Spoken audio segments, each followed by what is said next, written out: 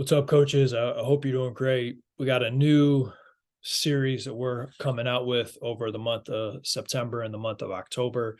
And that's 3 episodes a week in 3 different categories. So Monday is going to be interview, right? Where we have a guest and we have a topic and we get after it for 30, 40, 50, 60 minutes. Thursday is going to be an episode that's more of a mental episode. It could be something that's more of a coaching kind of stylistic mentality aspect to the game. And then Saturday we'll come out with an episode that is skill development. That could be teaching points, that could be drills, right? And so um, the Thursday episode is probably the one you're listening to now, that's going to have the most variability, uh, because there's going to be like some stories that I hope you get a message from. There's going to be times where it's like, hey, here's 4 questions to ask as you head into the basketball season. So there'll be some different variability there. But the point of the Thursday episode is to get you thinking. That's really it. And yeah, I was listening to the Corey Gregory podcast, and he has something that he calls Daily Fire. And it's just like a couple minutes of him giving a message to try to inspire and motivate, and maybe a life lesson, things like that. And I was thinking, is there a way that we could incorporate not that, but something that is quick, it's to the point, and it's meaningful, whether that's mindset, mental toughness, discipline, or simply as a coach helping you, a couple tidbits that maybe can help you be more organized and more efficient as you go into basketball season as a basketball coach. So this first one's a story. As you guys know, they've been listening for a while. I had the chance to play overseas for 4 years, and I played Division III basketball.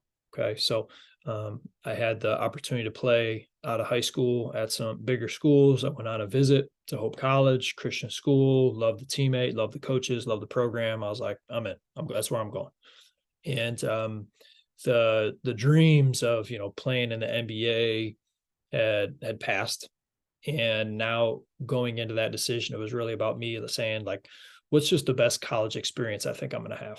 And so I chose to go to Hope College. Well, after like my second year, there was a guy at Hope who was doing some semi-pro basketball, and we had ended up going on a mission trip in a similar time frame to Mexico and played some pro players down there. We kind of traveled around, play against this Mexican professional team as we did so it was like part basketball, part mission work. It was a pretty cool experience. Besides, I got really sick, but that's another story. And my coach said, that could be you someday. And he mentioned the fact that he thought that I could play basketball overseas. Now, this was new to me. I'm from a small town. I didn't really know anybody that played basketball overseas. And I didn't know that I was good enough to play basketball overseas. And my coach be like, you're going to be good enough. You could do that. It lit a new fire in me to say, hey, this may not be my last time playing competitive basketball in college. I can keep doing this possibly at the international level. And so I finished my college career. I was a team MVP.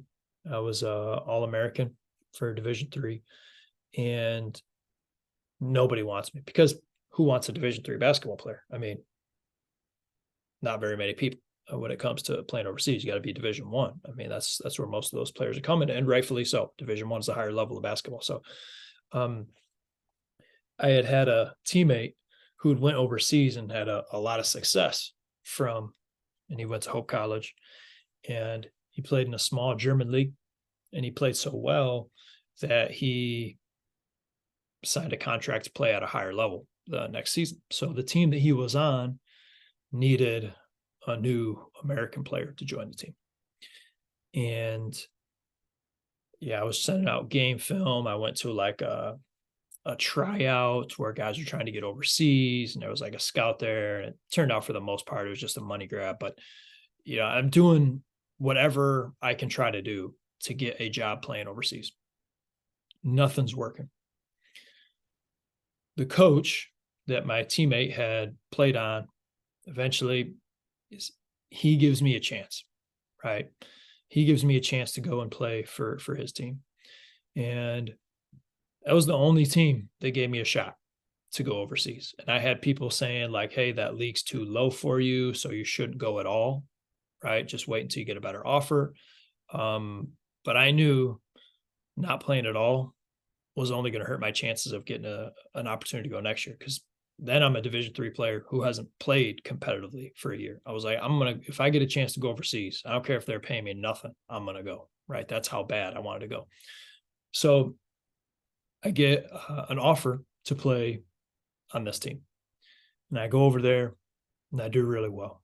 I lead the league in scoring, all league, and I end up being able to play in Slovakia, and I move up playing the German Pro A League for a couple of years, end up being all league in German Pro A, stuff like that. And by the time I finished playing overseas, which was 4 years, when my wife and I decided, hey, we want to move back to the States, we want to start a family, we want to begin the next phase of our life.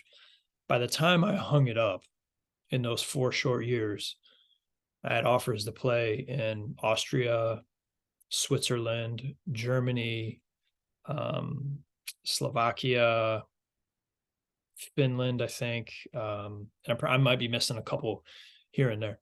And I say this not to brag, because it's all relative. I mean, we have one of our Coach's Edge members played like way higher level overseas basketball than I did, right? You could be an NBA player, listen to this and be like, this guy was like a chump, like he's not any good at all. So, and then other people could be listening to it and be like, wow, you got paid to play basketball. Like that was your job. That's all you had to do. Yeah, that's all you had to do. I would go to practice twice a day, lift weights. That was a day's work, right? So yeah, that's pretty cool. And I know that's pretty rare, but it's all relative is what I'm saying. So I say I did those things as humbly as I can. But the point of all that is, I don't get the chance to live my dream if somebody didn't give me a chance. And if he doesn't give me a chance, the story that I tell you never happened. And the things I learned along the way never happened. And the friends that I got to meet and the experiences of traveling the world and seeing different things go on, and the amount of toughness that was built in me from playing basketball overseas and seeing teammates get fired after a couple bad games, right? Learning how, what it felt like to put yourself out there in situations where you're like, if I have a bad game, I might be getting sent home because the team's struggling right now. And maybe it's my head on the chopping block. I never did get fired, which I played on one team in Slovakia that fired like 7 guys in one season. It was pretty messed up, but you get the point. And looking back on it, even though those are really hard times, some from really hard times overseas, I wouldn't trade any of it, because it helps shape me into the person that I am. But none of it happens if I didn't have somebody who believed in me and gave me a chance. My college coach spoke life into me. He gave me a word, right? He says, you're going to be good enough that you can do this. So that was the first person that spoke into me. He believed in me when I didn't think that was something that was realistic. I didn't really know that I was like a job that was something that I could do. So he believed in me. And then Uwe, he believed in me. My first German coach, my first overseas coach, he believed in me and said, we want you. We want you. And from there, many things. And it's still been a benefit for me and my basketball training and my coaching, that's on my resume, that I can go around and say, I played overseas. I coached for 2 years of high school basketball while I was a player over there. Like, all that helps. All right. It helps to have things on your resume, and that's on mine. None of it happens without somebody giving you a chance. So the point is 2 things. One, who are the people who have given you a chance, given you an opportunity? Who are the people that believed in you when maybe you weren't quite so certain of yourself? Have you thanked them? Have you reached out to them? Have you talked to them lately? Because we had Uwe at our house a couple days ago because one of his kids lives in North Carolina, and they drove down to South Carolina, and we spent an evening together and had dinner, and it was just a very fulfilling time. And he believed in me, and I had the chance to be very thankful for him and hug him and let him know how much I appreciated him. And it did two things. One, I know it made him feel really, really good, but it also made me feel really, really good to do that and be able to express that in person. And secondly, are you giving someone else an opportunity? And they got to deserve it, don't get me wrong. But who are the people that you believe in? Do they know you believe in them? Do they know that you trust them? Is there somebody that you coach or somebody that's maybe on your staff and they need a little confidence right now? They need somebody to come along, give them a pat on the back and be like, listen, you got this. All right, you're going, like, this is going to be a big challenge. Maybe you were an assistant coach. Now you're the JV coach. You're in charge of this group of 12 players this year. And you're going to have to do all these additional things, but you got this. You can do this. I'm in your corner. And someday you're going to be a great head coach, whatever that might look like. So when you find somebody who believes in you, don't take it for granted. And don't take for granted the fact that you can be that for somebody else. Somebody else may need you right now, right? And make sure that they know you're in their corner. So just thank you to Uwe for giving me the opportunity many, many years ago in the 2007, 2008 season to begin a short but very